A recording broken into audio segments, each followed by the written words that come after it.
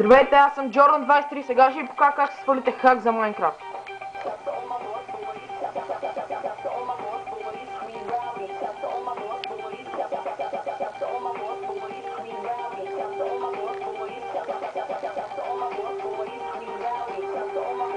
И ще е точно ето това.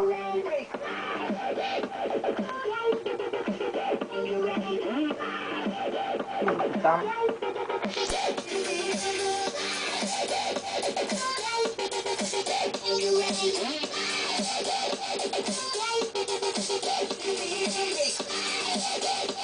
И ви се отваря тази страничка.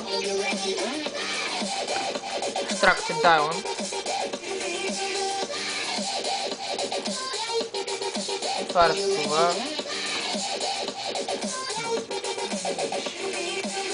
След това затваряте всичко. Отваряте тази иконка. Окей, тук затваряте това. И страхваме това.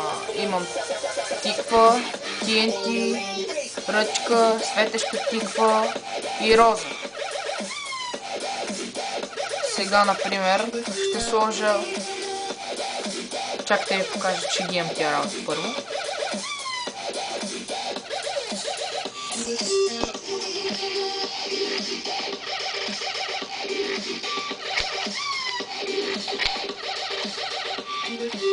Ето имам тиква, TNT, ръчка, светеща тиква, роза и легло.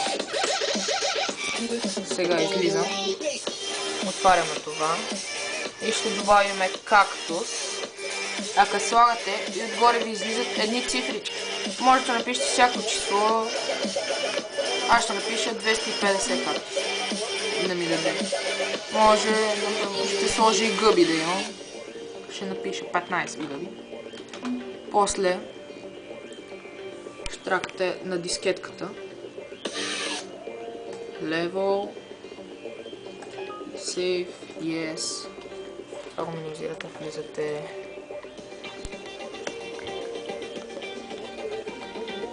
И сега инвентара. Тиква, TNT, ръчка, светеща тиква, роза. Ето го и както са и гъбката. Ето как може да си направите хак за Майнкрафт, да си го свалите. Това беше от мен Jordan23. Ще има още клипове, надявам се. Приятно ми беше.